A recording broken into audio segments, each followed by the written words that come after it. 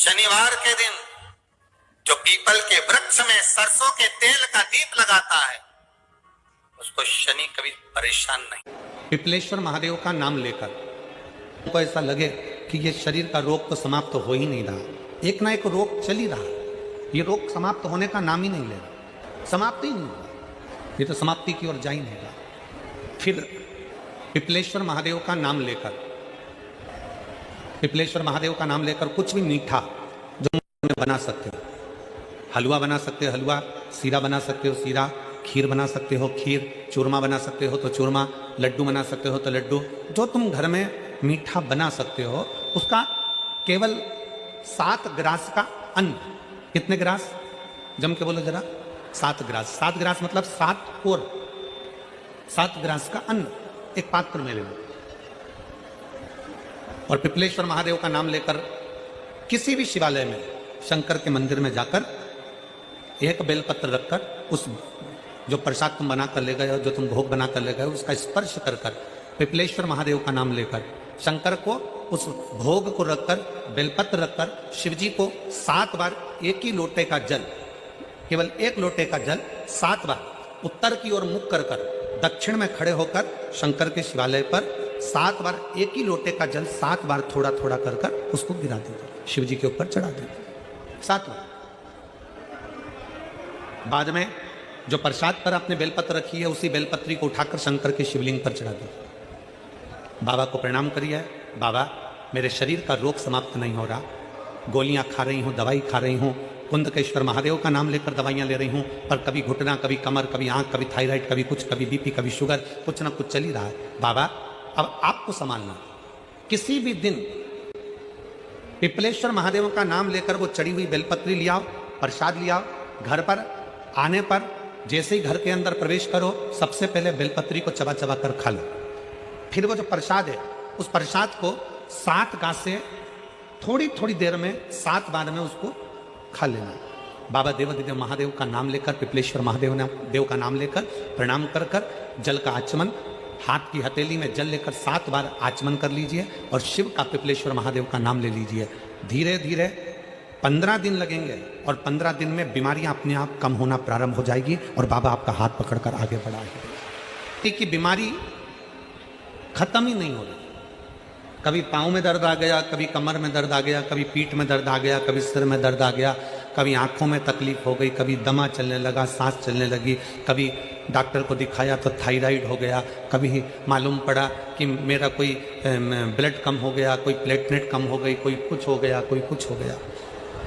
Doctor को दिखाओ, doctor जो दवाई दे कुंदकेश्वर महादेव के नाम से उसको खाओ। पीपल की जड़ में इत्र का जल, भगवान पीपल देव पिपलेश्वर महादेव का स्मरण कर कर पीपल की जड़ में अगर जल चढ़ा रहे हैं और मान लो शरीर में कोई कष्ट हो गया है, शरीर में कोई रोग हो गया है, कोई मालूम पड़े ये हाथ 4 दिन से दुख रहा है या 4 दिन से ये नस दब गई है या ये कमर दब रही है, तो आप 2-4 दिन कर कर देखो। कलश के अंदर जल, जल में इत्र का थोड़ा सा भाग, पीपल की जड़ के नीचे आप उसका सिंचन करिए पिपलेश्वर महादेव के नाम से। उस जल को थोड़ा सा भाग लेकर आ जाओ उसी में से जो चढ़ाया है और उस स्थान पर जहां कष्ट है उसको लगाना। अपन इस दरिद्रता से मिलने के लिए पीपल के पेड़ के नीचे आए हैं। हिंदू धर्म में ये दिन पीपल के वृक्ष के लिए पूजनीय होगा। जो भी शनिवार के दिन पीपल के वृक्ष की पूजन करेगा, दूध चढ़ाएगा या मिष्ठान का भोग लगाएगा, लक्ष्मी और नारायण उसके घर में प्रवेश कर जाएगा। लक्ष्मी और नारायण उसके घर में प्रवेश करेगा, इसलिए नियम बनाया। कौन से दिन का? शनिवार। लक्ष्मी जी बोली नारायण आपने तो एक दिन का वार लिख दिया, शंकर जी ने 7 बार बनाए हैं, रविवार, सोमवार, मंगल, बुध, गुरु, शुक्र और शनि, ये शिव जी ने बनाया। अब एक दिन आपने अपना बना लिया, बाकी के दिन अगर कोई इस पीपल के वृक्ष के नीचे आएगा और यहां तो दरिद्रता बैठी है तो उसका क्या होगा? भगवान नारायण बोले सुन दरिद्रता, तेरे से एक विनती है, अगर कोई भी मनुष्य इस पीपल के पेड़ के नीचे अगर 7 दिन में आता है और उसके हाथ में अगर कोई सामग्री होती है तो तू उसके घर में प्रवेश नहीं करेगी। नियम है पीपल के वृक्ष का, या तो पानी का लोटा लेकर जाओ, कुंकू का चोपड़ा लेकर जाओ, शक्कर लेकर जाओ, या पेड़ के नीचे चींटी को डालने के लिए आटा ले जाओ, पर खाली हाथ पीपल के वृक्ष के नीचे कभी मत जाओ, कभी नहीं जाओ। खाली हाथ जाओगे तो दरिद्रता तुम्हारे घर में प्रवेश करेगी। दरिद्रता उठकर खड़ी होकर बोली, नारायण तुमने अपनी मनमानी करी है, एक दिन मुझे भी मेरा चाहिए। भगवान ने कहा, बोल कौन सा दिन चाहिए? दरिद्रता कहती है, रविवार के दिन इस पीपल के वृक्ष के नीचे मैं दिन भर नृत्य करूं, इसमें रहूं, और जो यहां आए रविवार को मैं उसके घर में प्रवेश करूं। भगवान ने कहा, ठीक है दरिद्रता, रविवार का दिन एक ऐसा दिन रहेगा जिस दिन तू इस पीपल के वृक्ष के नीचे नृत्य करेगी, और जो आएगा इस पीपल के वृक्ष के नीचे तो उसके साथ प्रवेश करेगी। मैंने तुझे वर दिया। इसलिए हमारे यहाँ केवल पीपल का वृक्ष अगर दीवार में भी लग जाता है ना, किसी की फैक्ट्री की दीवार में, किसी के घर की दीवार में पीपल का वृक्ष अगर लग जाता है, पीपल का पौधा लग जाता है, उसको कितना भी तोड़ लो वो वापस लग जाएगा। फिर तोड़ोगे फिर लग जाएगा। अगर पीपल के पौधे को तोड़ना है तो केवल रविवार का दिन एक नींबू, एक मिर्ची और बमूल का कांटा, ये 3 चीजें रखने के बाद में आधे घंटे बाद रविवार के दिन पीपल के पेड़ को उखाड़ कर फेंक दो। दूसरी बार कभी पीपल दीवार में लगता ही नहीं है, कभी नहीं लग सकता। केवल एक रविवार का, केवल एक संडे, इतवार का। घर में दीवारों पर अगर पीपल लग भी गया है, इसलिए पीपल के वृक्ष को उखाड़ने का, अगर घर में पीपल लगा हुआ है या पीपल का पौधा हमारे घर में लग गया, उसको उतारना, निकालना, लगाना, तो पीपल के वृक्ष को अगर निकाला जाता है तो रविवार के दिन, और अगर पीपल के वृक्ष को कहीं लगाया जाता है तो सोमवार के दिन या मंगलवार के दिन, बुधवार के दिन, इन दिनों में लगा सकते पीपल के वृक्ष कहीं लगाना। शनिवार का दिन एक ऐसा दिन होता है जिस दिन पीपल के वृक्ष को कहीं जाकर लगाया नहीं जाता, क्योंकि शनिवार के दिन पीपल के वृक्ष के नीचे लक्ष्मी रहती है। हम अपने हाथों से अगर पीपल का वृक्ष किसी दूसरी जगह पर शनिवार को रोपित करते हैं तो हमारे घर की लक्ष्मी अपने घर से छिन्न होकर चली जाती है। इसलिए शनिवार के दिन पीपल लगाया नहीं जाता, किसी के घर जाकर उसको वापस पलटा नहीं जाता। लग गया उसको डाल। प्रभु मेरी धर्म पत्नी को कहाँ रखूं आप बताओ? वो तो जहां यज्ञ होता है, अनुष्ठान होता है, दान होता है, पुण्य होता है, सत्कर्म होता है, वहां जाने को तैयार नहीं। अब करूं क्या? भगवान ने बोला, एक काम करो। दुर्वासा जी बोले, जिसके यहां रात्रि में बर्तन झूठे पड़े रहते हो, उसके घर में इस दरिद्रता को लेकर तुम प्रवेश कर जाना। जिसके यहां रात्रि में बर्तन झूठे पड़े हो, वहां लेकर प्रवेश कर जाओ। दूसरी जगह दुर्वासा जी बोले, जो स्त्री घर में दोपहर के समय पर सो रही हो, उसके घर में इसको लेकर प्रवेश कर जाइए। जो स्त्री दोपहर के समय में घर पर सो रही हो, इस दरिद्रता को लेकर प्रवेश कर जाइए। तीसरा, जिसके यहां पर दरवाजे पर कांटे वाले पौधे लगे हों, उस घर में इस दरिद्रता को लेकर प्रवेश कर जाइए। दरिद्रता, कितनी सुंदर बात कही है। दाता और विधाता, कौन कौन? दाता और विधाता। लक्ष्मी और दरिद्रता के सगे भाई हैं। कौन कौन? दाता और विधाता। दाता को फिटकरी प्रिय है, विधाता को नमक प्रिय है। ये दोनों हमेशा लक्ष्मी को और दरिद्रता को, दोनों को समझाते थे, दोनों में प्रेम बढ़ाते थे। आज भी हिंदू धर्म की रीति है। यहां तो ठीक है, जिसके यहां पर भी अगर थोड़ी सी भी परेशानी होती है, थोड़ा सा क्लेश होता है, अशांति होती है, लक्ष्मी नहीं टिक रही हो, काम नहीं बन रहे हो, बहुत प्रयास करा जा रहा हो और हमारा कार्य नहीं होता, तो क्या करते हैं? फिटकरी और नमक को पानी में डाल देते हैं और घर में पोछा लगा देते हैं। आप लोगों ने आजकल फेसबुक पे भी पढ़ा होगा, व्हाट्सएप पे भी पढ़ा होगा। तो क्यों लिखा उसमें? उसका कारण ही केवल रहता है कि दाता और विधाता की प्रियता उसमें। माता ख्याति के जो 4 बच्चे हुए, इसमें जो 2 लड़के हैं, दाता और विधाता, उसकी प्रियता, उसकी पूर्णता। अब दुर्वासा जी बोले अपनी धर्म पत्नी को वहां लेकर, जहां कांटेदार पौधे लगे हों वहां पर लेकर प्रवेश कर जाइए। कांटेदार पौधों में उस दरिद्रता का निवास हो गया। पीपल के पेड़ के नीचे हम लक्ष्मी जी के साथ शनिवार के दिन आपसे मिलने के लिए आए हैं। शनिवार के दिन जो पीपल के वृक्ष के नीचे दिया लगाएगा उसके घर में कभी संपदा की कमी नहीं होगी। सारे दिन पीपल के वृक्ष के नीचे हमारा निवास होगा। आज भी नियम है, जिसको शनि लग जाता है एक काजल की डिब्बी ले लो और काजल की डिब्बी को 21 बार उतार कर उसको एकांत में जाकर जंगल आदि में एकांत में किसी पेड़ के नीचे इतना सा खड्डा खोद कर उसमें काजल की डिब्बी को डाल दो और मिट्टी से पूर दो, उस व्यक्ति का शनि समाप्त हो जाता है। काशी विश्वनाथ का नाम लेकर काजल की डिब्बी को 21 बार उतार कर अगर काशी विश्वनाथ का नाम लेकर शनि वाले व्यक्ति को अगर पेड़ के नीचे दबा दे, शनि समाप्त। शनि उसको शनिवार के दिन जो पीपल के वृक्ष में सरसों के तेल का दीप लगाता है उसको शनि कभी परेशान नहीं करता। एक बात हमेशा ध्यान रखिएगा, मान लो अगर कोई भारी रोग ऐसा शनि महाराज के कारण हो गया हो, अच्छे काम करते करते उल्टे हो रहे हैं, होते हैं किसी किसी के साथ में, विपरीत परिस्थितियां आ जाती है, अच्छा करने जाओ बुरा हो जाता है, अच्छा कर्म करने जाओ बुरा हो जाता है। तो पीपल के वृक्ष की जो छाल होती है, छाल देखिए पीपल के वृक्ष में जो छाल लगी होती है, उस छाल को घिसकर चंदन बनाकर भगवान शंकर का स्नान कराकर अभिषेक कराकर पूजन कराने के बाद में पिपलेश्वर महादेव का नाम लेकर, कौन से महादेव?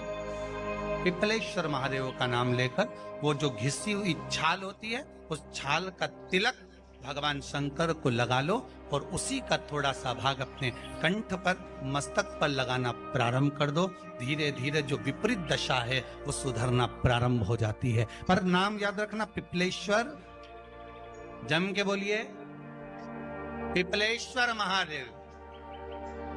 एक देवता ऐसे हैं जिन्होंने दूसरे का हिस्सा खाने का प्रयास करा था और आज भी उस देवता से दुनिया डरती है। और उन्होंने दूसरे का हिस्सा खाने का प्रयास करा था तो शंकर भगवान ने उसको भी नहीं छोड़ा। कौन से देवता?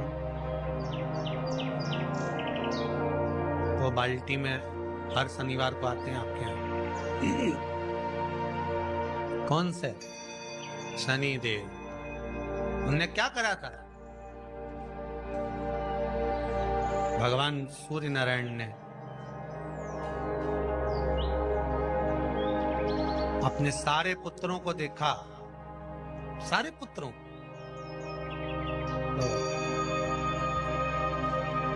सारे पुत्रों को देखकर आज मेरे सूर्य नारायण भगवान बड़े सुखी, बड़े प्रसन्न।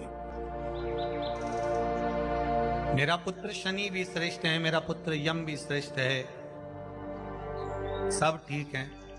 आज भगवान सूर्य देवता ने अपने पुत्रों को बुलाकर कहा, आज मेरा मन कर रहा है कि मैं सारे लोगों का राज्य अपने पुत्रों को बांट दूं, सबको अपना अपना हिस्सा दे दूं।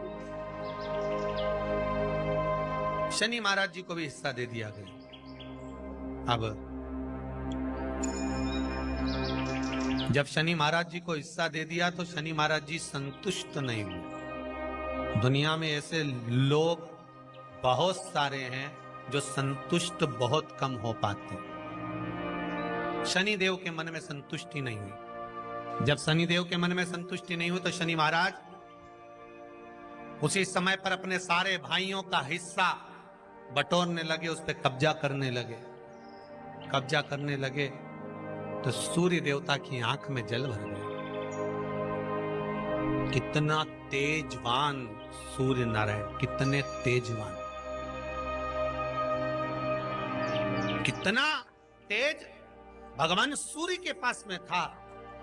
पर शनि महाराज को देखकर आज रो रहे हैं। शनि महाराज को, शनि महाराज ने अपने भाइयों के इस हिस्से पर क्या कर लिया। सूर्य नारायण भगवान की आंखों में जल भर गया कि मेरा पुत्र ऐसा कर रहा है। शनि को बुलाया सूर्य नारायण भगवान ने, समझाया और नहीं माना। किसी किसी की नियत होती है कि इसको इतना कैसे दे दिया, अम्मा ने इसको इतना कैसे दे दिया, पिताजी ने इसको इतना कैसे दे दिया, मैं तो कब्जा करूंगा, दुकान नहीं छोड़ू, घर नहीं छोड़ू, ये नहीं छोड़ू, वो नहीं छोड़ू। मत छोड़, एक दिन संसार छोड़कर जाना पड़ेगा।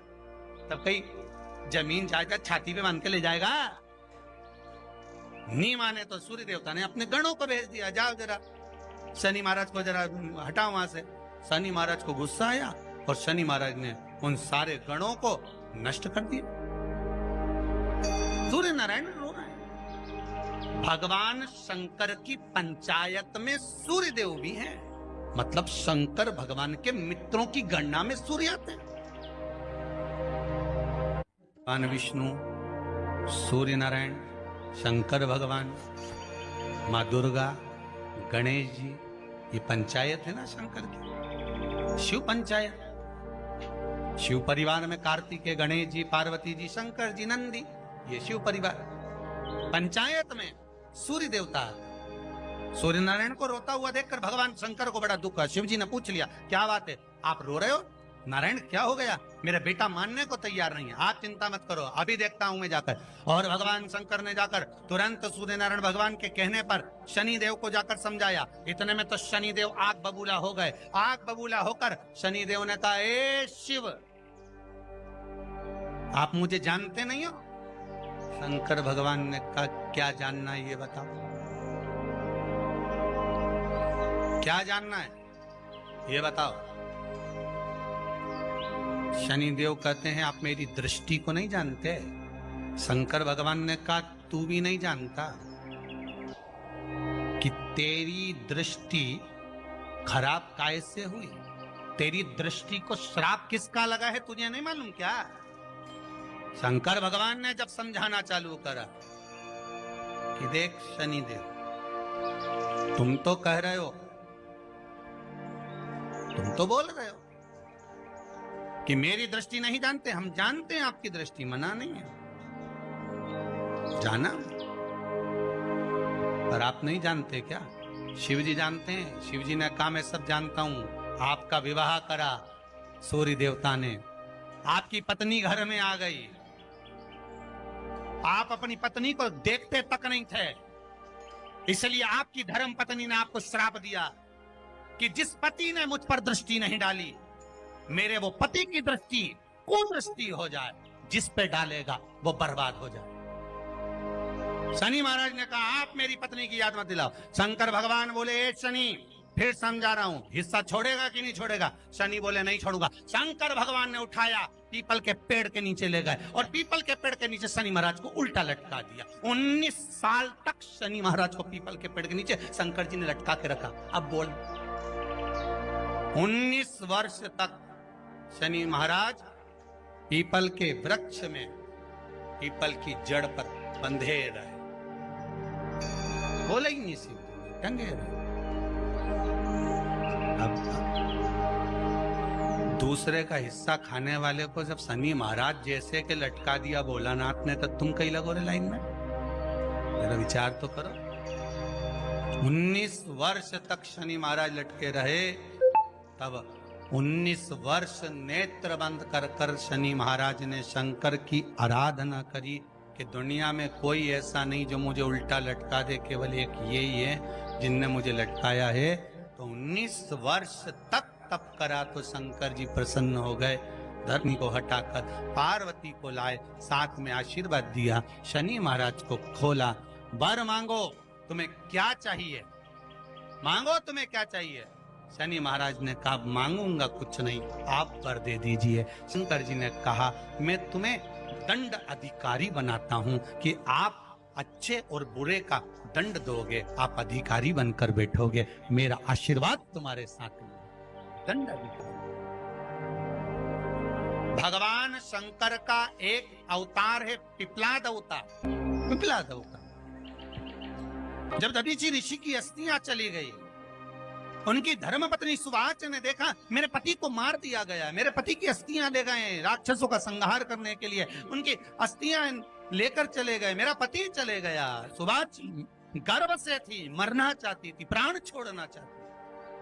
शिव जी ने देखा ये तो अग्नि के ऊपर चढ़कर अपनी देह त्याग रही है।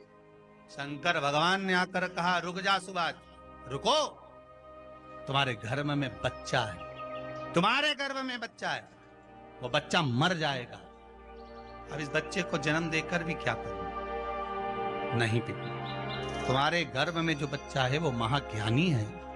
तुमने मुझसे प्रसाद के रूप में मांगा था, कहा था शिव जैसा पुत्र होना चाहिए, तो क्या तुम शंकर को नष्ट कर दोगे? मैं शंकर को जन्म दूंगी। सुभाष ने 2 पत्थर उठाए, अपने गर्भ पर मारना प्रारंभ करा। गर्भ पर मारा, बच्चे ने जन्म लिया। बच्चा 7 महीने का था। उस बच्चे को उठाकर पीपल के कोटर में रख दिया। पीपल की कोटर। एक गिलहरी पीपल के फल को लेकर आती थी, पिपलाद के मुंह में देती थी। शिव का एक इसलिए शंकर का नाम ही पिपलेश्वर महा। शिव का एक अवतार पिपलाद के रूप में हुआ है। तुम क्यों चिंता करती हो? तुम चिंता मत करो, तुम्हारा पुत्र जन्म दो तुम। और दिया धन सुभाष ने, उसके बाद प्राणों को त्यागा। और उस पीपल के कोटर में अगर भरण पोषण करने वाला कोई था तो वह देवाधिदेव महादेव था। फिर निवेदन करेंगे, माता के गर्भ में बच्चा रहता है, उसका भरण पोषण करने वाला मेरा देवाधिदेव महादेव है। अगर जन्म उसने दिया है तो मृत्यु भी वो देगा। अगर तुमको कुछ ज्ञान दिया है तो अच्छी जगह पर भी वही पहुंचाएगा। आप जो अभिलाषा लेकर आते हैं, बच्चे कहते हैं हमारी नौकरी नहीं है, सर्विस नहीं है, हम इस कॉलेज में पढ़ना चाहते हैं, हम इस जगह जाना चाहते हैं, हम इस पद पर जाना चाहते हैं, बस इतना याद रखना, तुम्हारा भाग्य बुरा नहीं होता। कभी भी याद रखना, संसार में जिसको भगवान ने जन्म दिया उसकी किस्मत कभी बेकार नहीं हो सकती। अगर भगवान तुम्हारी किस्मत बेकार होती तो जानवर बनाकर पैदा करता, इंसान बनाकर नहीं। किस्मत अच्छी थी इसलिए इंसान बनकर पैदा, जानवर बनाकर पैदा नहीं करा। अगर तुम्हारी किस्मत अच्छी थी इसलिए मनुष्य बनकर पैदा हुए हो, इंसान बनकर पैदा हुए हो, मानव बनकर पैदा हुए हो। भगवान को दोष मत देना कि भगवान ने किस्मत बेकार दी है। भगवान ने किस्मत अच्छी बनाई है इसलिए तुझे मृत्यु लोक में जन्म दिया। भगवान ने भाग्य अच्छा बनाया इसलिए तुझे शिव महापुराण की कथा सुनने का मौका दिया। नहीं तो भाग्य में नहीं होती तो कहां से मिल जाती? किस्मत अच्छी है तो भगवान फिर नौकरी भी लगाएगा, धंधा भी करवाएगा, सर्विस भी कराएगा, विवाह भी करेगा, शादी भी करेगा, मकान भी बनाएगा, जायदाद भी देगा, संतान भी देगा। उसने दिया है पेट तो भरेगा वही। हम काय को अपने माथे पर ले? मैंने इतनी पढ़ाई कर ली, मैं इंजीनियर हो गया, मैं ये बन गया, मैंने तो ये कर लिया, उसके बाद भी मैं घर में बैठा हूं, मेरा छोरा घर में बैठा, इतना पढ़ने के बाद बैठा। जन्म उसने दिया है, भाग्य उसका है, किस्मत उसकी है, तो कहो उसको कि शंकर का भजन कर, मंथन करे, मक्खन निकलेगा और घी भी जरूर बनेगा। हारना मती। जब तेरे 3.5 करोड़ बार गिनती मत करना, गिनती वो करेगा। तू तो भज, तू कुबेरेश्वर का स्मरण कर, तू महाकाल का स्मरण कर, तू काशी विश्वनाथ का स्मरण कर, तू महाकाल राजा का स्मरण करके तो देख। शिव का भजन कर, 1 लोटा पानी ले जाकर रोज चढ़ा शंकर जी के मंदिर में जा। शिव से भजन करने में क्या देरी? नहीं जा सकता शिव मंदिर में जाने में? बच्चों को अगर शर्म आती हो तो बेलपत्री के पेड़ के नीचे पानी चढ़ाया। वो भी नहीं कर सकता तो पीपल के पेड़ के नीचे चढ़ाया। वो भी नहीं कर सकता तो आंवले के पेड़ के नीचे चढ़ाया। पर कहीं जुड़ तो सरी, एक बार साध तो सरी, पकड़ने का प्रयास तो करो परमात्मा। भगवान देवाधिदेव महादेव को जल चढ़ाते हैं, उसके 5 अलग अलग तरीके हैं। बहुत सावधानी से सुनना कथा, आपकी और हमारी जिंदगी की सार्थकता को सिद्ध करने वाली कथा। आज पंजाब की इस पवित्र भूमि पर अगर यह प्रसंग निकला है तो इसको आप अगर सुनेंगे तो आपका जीवन सार्थक होगा। शिव जी को 5 तरह से जल चढ़ाने का तरीका है। जैसे पंचामृत होता है, दूध, दही, शहद, घी, शक्कर, ये सब पंचामृत के अंतर्गत आते हैं। उसी तरह शंकर जी को 5 तरह से जल चढ़ाने का क्रम वर्णित किया गया। अब उसको समझेंगे, बहुत सावधानी से समझिएगा। पहला, जल लेकर आए, सीधे डायरेक्ट शंकर भगवान के शिवलिंग पर चढ़ा दिया। यह प्रथम जल का चढ़ाने का तरीका। दूसरा, जहां से पानी बहकर जाता है, जहां से जल बहकर जा रहा है, उसके ठीक विपरीत जल उत्तर में जा रहा है। आप दक्षिण में खड़े होंगे और दक्षिण में खड़े होकर उत्तर की ओर मुख करेंगे और शिव जी को जल समर्पित करेंगे।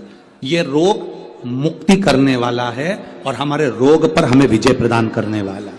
ये जल चढ़ाने का तरीका। एक सीधे मंदिर में गए, लोटा भरकर जल उठाया, शिव जी को चढ़ा दिया। दूसरा जल जहां से पानी बहता है, शिव जी का चढ़ा हुआ जल जहां से बहकर जाता है, उसके ठीक विपरीत में शिव जी का जल इधर जा रहा है तो तुम यहां खड़े हो, तुम यहां बैठो, यहां मत बैठना, यहां मत बैठना, इधर बैठो। अगर रोग का निवारण है तो यहां बैठकर।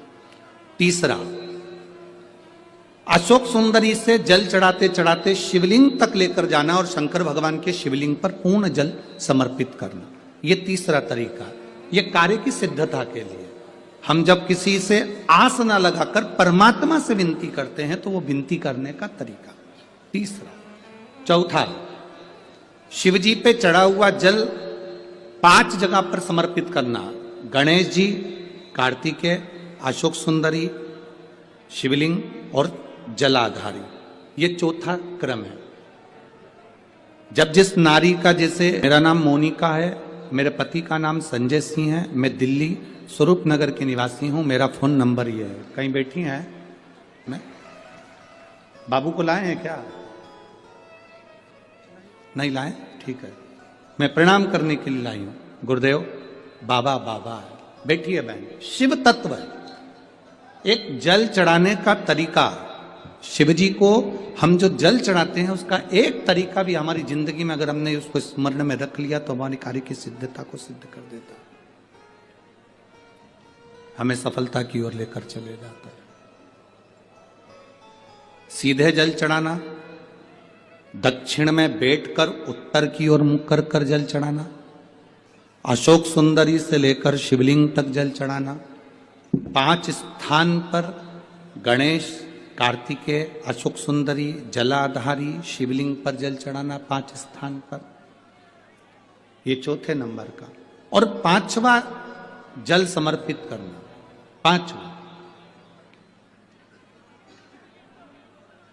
5वें नंबर का जल।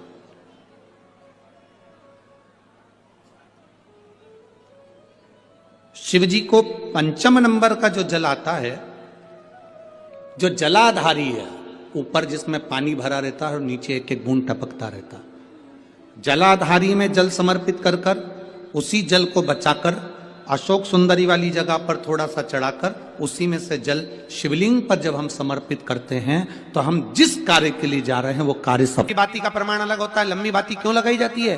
भगवान के मंदिर में, दीप में, देवियों की पूजन में, लक्ष्मी की वृद्धि के लिए। कौन से देवता के यहाँ लंबी बत्ती लगती है और कौन से देवता के यहाँ गोल बत्ती लगती है, उसका भी प्रमाण वर्णन। किसी देवी की पूजन करो तो लंबी बत्ती आती है, कुल देवता की पूजन करो तो लंबी बत्ती आती है, किसी मंदिर में किसी देवता को लगाने जाओ तो गोल बत्ती लगती है, उसका भी प्रमाण है। लंबी बत्ती जहां लगाई है, अगर लक्ष्मी के सामने लगाई है तो लक्ष्मी की लंबाई बढ़ती है, लक्ष्मी की वृद्धि बढ़ती है। अगर कुल देवता के नाम की लगाई है तो वंश की वृद्धि होती है। इसलिए हमारे यहाँ अमावस्या पूनम को जो पाटे वाटे भराते हैं उसमें गोल बत्ती नहीं लंबी लगाई जाती है, जिससे हमारा वंश बढ़े। नवरात्रे में देवी जी की जो बाती लगाई जाती है वो लंबी लगाई जाती है, गोल नहीं। क्यों? क्योंकि जिससे माँ हम पर कृपा बना कर रखे, हमारा वंश खूब बढ़े, हमारे यहाँ लक्ष्मी की वृद्धि हो। स्थिर बाती, गोल बाती लगाई जाती है ब्रह्मा के मंदिर में, इंद्र के मंदिर में, देवता के मंदिर में। तुलसी के सम्मुख में लंबी बाती नहीं लगती, तुलसी के सम्मुख में गोल बाती लगाई जाती है महाराज, जिससे स्थिरता का भाव केंद्रित हो। स्थिरता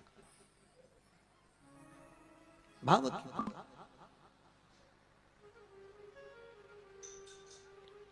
पीपल के वृक्ष के नीचे कभी लंबी बाती नहीं लगती, बड़ के पेड़ के नीचे कभी लंबी बाती नहीं लगती, आंवले के पेड़ के नीचे कभी गोल बाती नहीं लगती। आंवले के वृक्ष के नीचे लंबी बाती लगना चाहिए। धन की वृद्धि, सुख समृद्धि। तुलसी के पौधे के नीचे लंबी नहीं लगती, गोल बाती लगती। बातियों का भी प्रमाण।